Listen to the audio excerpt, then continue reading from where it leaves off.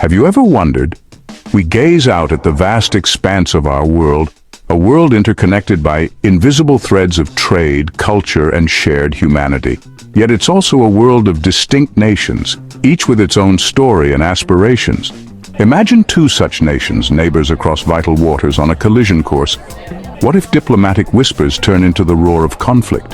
What if China and the Philippines were to engage in a full-blown war? It's a stark question, almost uncomfortable to consider. But exploring these what-ifs isn't about predicting doom. It's about understanding the fragile nature of peace and the immense consequences of its absence in our modern age.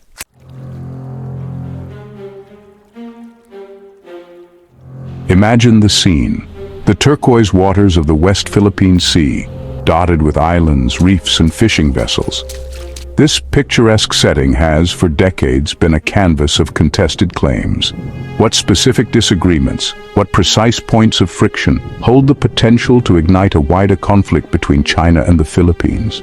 Is it the competition for rich fishing grounds vital for the livelihoods of coastal communities, or does it run deeper to the untapped reserves of oil and natural gas believed to lie beneath the seabed? Resources that could fuel economies and national ambitions for generations to come. Or is it the very definition of territory, the lines drawn on maps, that could prove to be the uncrossable red line? The escalation from heated rhetoric and maritime standoffs to actual combat is a terrifying leap. How might this occur? Would it be a deliberate act of aggression, a calculated move in a high-stakes game of geopolitical chess? Or could it be an accident, a collision at sea, a misunderstanding between naval patrols that rapidly spins out of control before cooler heads can prevail? In such a tense environment with military assets operating in close proximity, the risk of an unintended incident is ever present. What protocols are in place to de-escalate such encounters? And how robust are they when nationalistic fervor is running high on both sides of the equation? Consider the immediate aftermath of such a flashpoint. How would the world react in those first critical hours and days? Would international bodies like the United Nations be able to intervene effectively? Or would their calls for calm be drowned out by the drums of war? What about the Association of Southeast Asian Nations, a regional bloc to which the Philippines belongs? Could ASEAN present a united front, a mediating force? Or would its internal divisions and varying relationships with China render it a bystander? The initial responses from global powers, particularly the United States with its treaty obligations to the Philippines, would be intensely scrutinized, each statement and action carrying enormous weight. And what of the economic shockwaves? The West Philippine Sea is not just a contested area, it's one of the world's most crucial shipping lanes. Trillions of dollars in global trade pass through these waters annually. What would happen to these vital supply chains if they were suddenly disrupted by active conflict? How would global markets react to such profound instability in a key economic region? The price of oil, the availability of consumer goods, the stability of international finance, all could be thrown into turmoil. The economic fallout alone could be devastating, reaching far beyond the immediate belligerents and impacting nations across the globe, creating a ripple effect of uncertainty and hardship.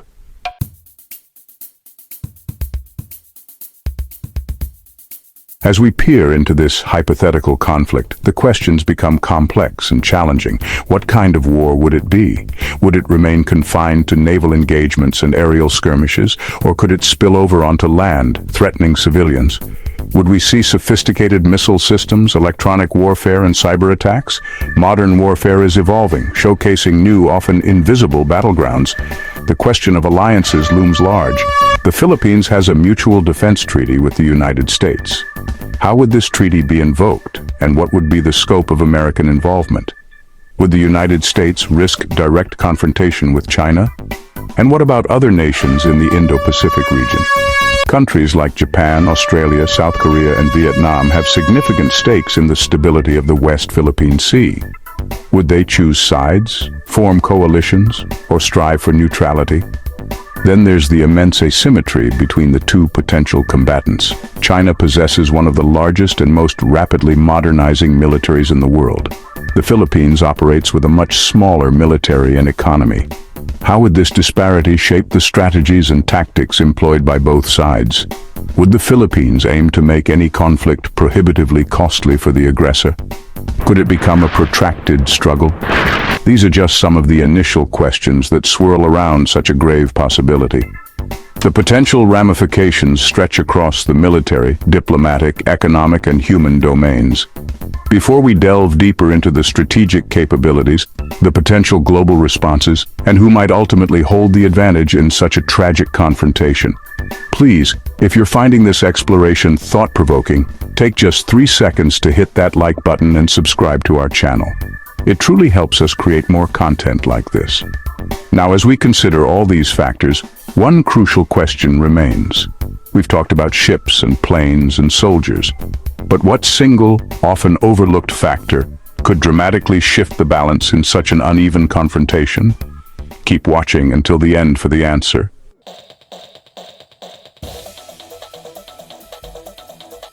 For centuries, the seas connected rather than divided. Imagine ancient junks and balangays crisscrossing the waters. Traders exchanged silk, porcelain, and spices. Fishermen shared the bounty of the sea. What transformed this vast expanse into a potential battleground? How did historical exchange give way to geopolitical rivalry? The age of empires redrew the world. The Philippines endured centuries under colonial rule. How did these historical journeys shape their perspectives on sovereignty?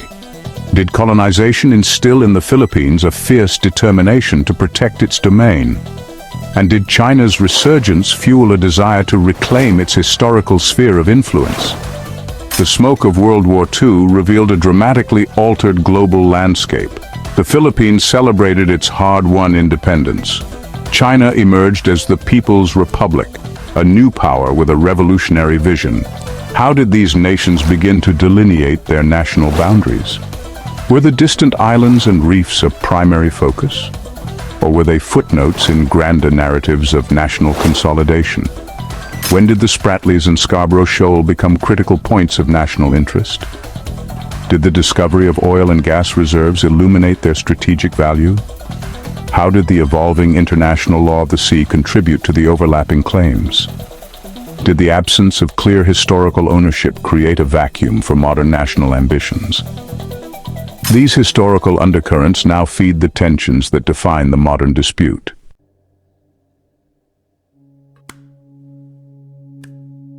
Section 2. The Diplomatic Dance, a Tightrope Walk. Despite the simmering maritime disagreements, Manila and Beijing maintain a complex, often contradictory, formal relationship. Embassies operate, diplomats confer, and leaders exchange carefully worded communiques. There are channels for dialogue, official state visits, and participation in regional forums.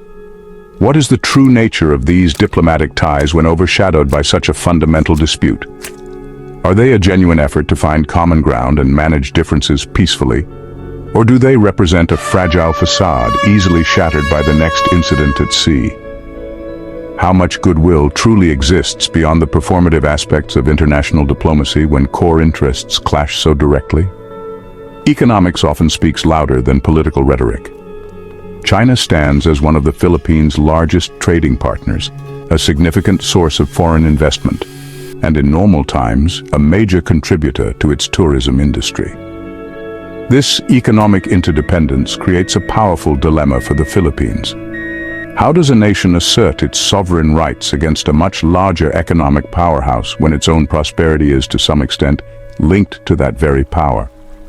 Can economic benefits truly outweigh concerns about territorial integrity in the long run? Or does this reliance create an inherent vulnerability, a subtle pressure to concede or to temper its protests for fear of economic repercussions? The Association of Southeast Asian Nations, or ASEAN, finds itself in a delicate position. The Philippines is a founding member, while China is a crucial dialogue partner for the entire bloc. How does ASEAN, an organization that prizes consensus and non-interference, navigate the West Philippine Sea disputes when its own members have conflicting claims and varying relationships with Beijing? Does its collective voice offer a pathway to de-escalation and a rules-based order? Or do China's immense influence and its preference for bilateral negotiations over multilateral approaches often dilute ASEAN's potential to act as a unified, effective mediator in this complex geopolitical theater? Ultimately, the West Philippine Sea dispute casts a long, dark shadow over nearly every facet of the China-Philippines relationship. It influences defense postures, foreign policy alignments, and even domestic political discourse within the Philippines. Does this persistent point of friction prevent the development of deeper, more resilient trust between the two nations? Is the Philippines perpetually caught in a strategic balancing act, trying to uphold its national sovereignty and security while simultaneously seeking to maintain stable and beneficial economic ties? This diplomatic tightrope walk requires immense skill, but one misstep could have profound consequences for the entire region.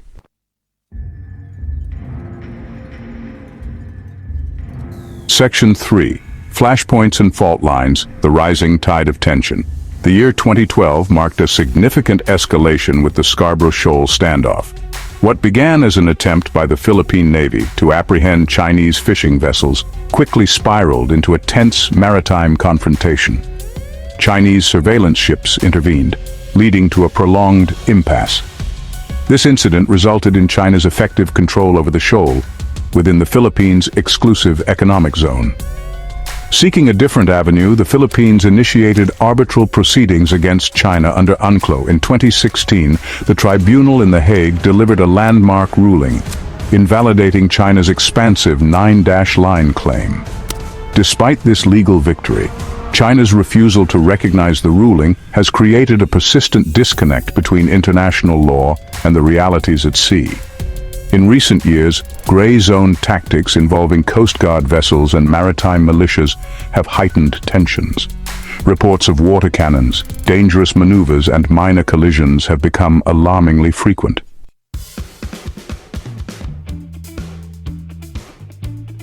Section 1. The Dragon's Arsenal, China's military might. The People's Liberation Army, or PLA, has undergone a breathtaking transformation over recent decades. This is a military with ambitions backed by the resources of the world's second-largest economy. Its navy, the Plan, has launched more ships in recent years than many entire navies possess. Its air force, the PLA-F, flies increasingly sophisticated aircraft, and its rocket force holds keys to deterring or striking targets near and far. The strengths of this modernized dragon are formidable indeed. Think of aircraft carriers, advanced destroyers, and stealth fighters like the J-20. Beneath the surface, a fleet of submarines, some nuclear-powered, poses a silent threat. Anti-ship ballistic missiles like the DF-21D challenge even the most powerful navies. Despite its gleaming hardware, the PLA has not engaged in large-scale combat for decades. Any aggressive action would invite international condemnation and could galvanize alliances against it.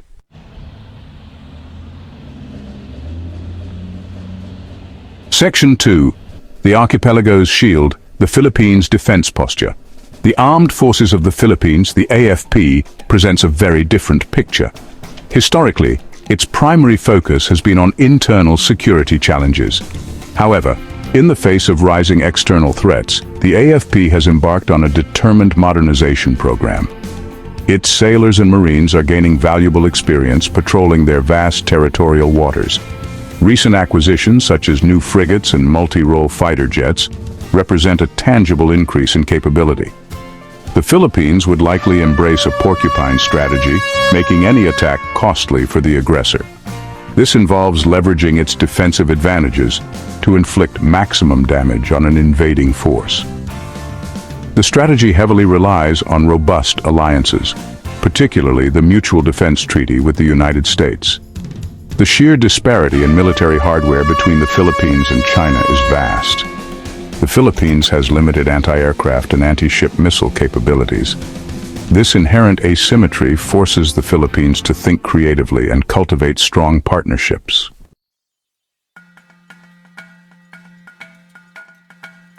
Section 3. Clash of Strategies, the Asymmetric Battlefield. China's doctrine of active defense emphasizes seizing the initiative and fighting decisive, high-tech, informatized local wars.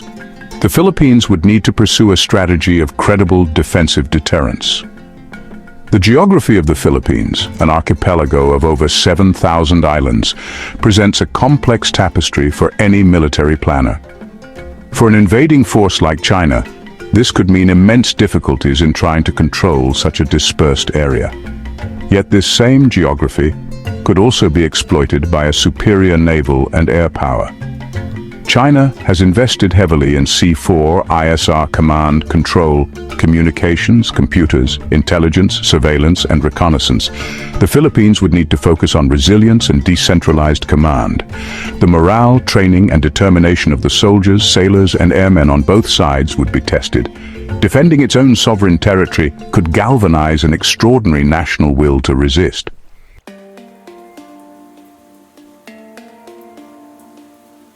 Section 1. The Eagle's Shadow, America's treaty obligation.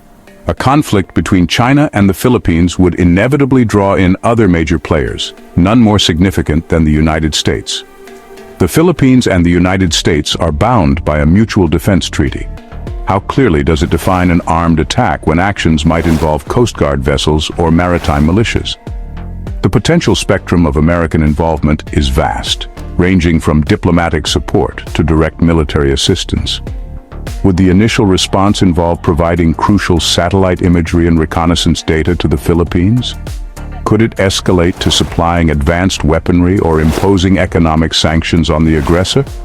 The ultimate question centers on direct military intervention.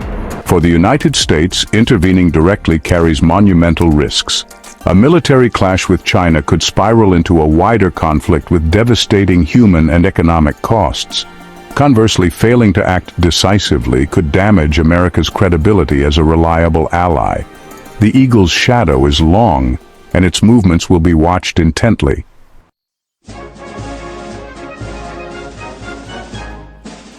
A conflict in the West Philippine Sea would send powerful tremors throughout the entire Indo-Pacific region. Japan, a major maritime nation, relies heavily on the shipping lanes that transit the West Philippine Sea. How would Tokyo view an aggressive move by Beijing further south? Australia, another key US ally, would also face a critical test. How would Canberra respond to a blatant violation of that order? Could ASEAN forge a unified stance with its diverse relationships with China? Nations like India and South Korea would watch developments with acute interest. European powers, recognizing the Indo-Pacific strategic importance, might join in condemning aggression. The conflict would force many nations to re-evaluate their strategic priorities and commitments.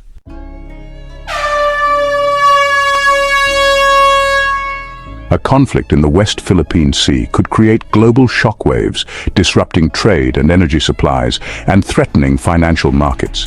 The economic consequences would be catastrophic. Trillions of dollars worth of goods pass through annually. Supply chains would be disrupted, leading to shortages and inflation. Energy supplies for East Asia would be threatened. Financial markets would plummet amidst uncertainty. The specter of miscalculation and escalation looms large. Direct engagement between American and Chinese forces could be catastrophic. Both are nuclear powers, and the potential for rapid technological escalation could lead down a dark path. The involvement of allied nations could widen the conflict, transforming it into a global confrontation. Such a conflict would challenge the existing international order. Institutions like the United Nations could be rendered impotent. International law and national sovereignty would be undermined. Would this signal the end of an era defined by collective security and a rules-based system? A major conflict would reshape the geopolitical landscape for generations. It could lead to new, rigid alliance blocks, reminiscent of the Cold War. Trust between major powers could be shattered, making cooperation on global issues impossible.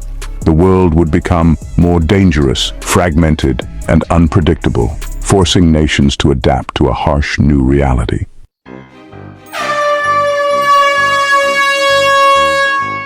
When we talk about who might win a war between China and the Philippines, what exactly do we mean by victory? Victory isn't always clear-cut. For China, it might mean dominance over the West Philippine Sea. For the Philippines, It could be defending key territories or rallying international support. Ultimately, the true victor might be decided by the international community and the resilience of national spirit.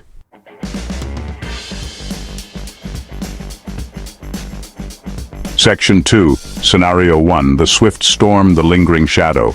Imagine China seizing a key island, overwhelming with air and naval power, cyber attacks and rapid strikes. The Philippines might struggle to respond without significant allied support. International condemnation would be swift, with economic sanctions likely. The US faces a tough choice: counterattack or accept the new status quo. China's tactical victory could lead to long-term diplomatic isolation. The swift storm may cast a lingering shadow over regional stability.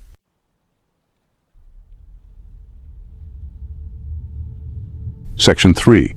Scenario 2. The War of Attrition, the shifting tides. Imagine a situation where China's initial moves are met with fierce resistance from the Philippines. The conflict bogs down into a protracted struggle, a war of attrition. International intervention widens with global sympathy and outrage.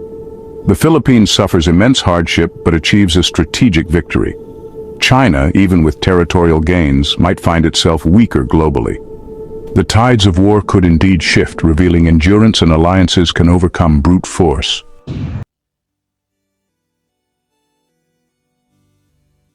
Section 1.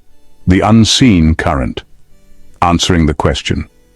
We explored the conflict between China and the Philippines, navigating their relationship and military capabilities.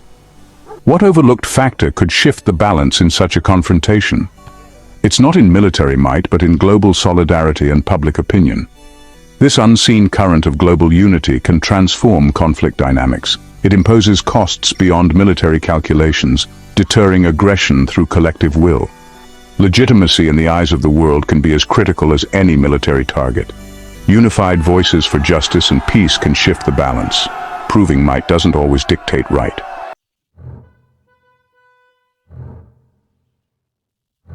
Section 2. Reflections on a Precarious Peace. Our exploration has painted a stark picture of historical grievances and competing claims over vital waterways. The disparity in power between China and the Philippines creates a David and Goliath scenario. Miscalculations could lead to devastating consequences. The human cost would be immeasurable and heartbreaking. Peace requires constant nurturing and the courage to choose dialogue over confrontation. The alternative is a descent into darkness that benefits no one. Subscribe for more amazing content. Keep wondering. Don't miss out on future explorations and discoveries. Hit subscribe and ring the bell to stay updated with our new content. Your journey of wonder continues with every video. Stay connected and engaged on social media. Continue the conversation, follow us. Thank you for being a part of the Have You Ever Wondered community. Keep wondering, keep discovering. Until next time.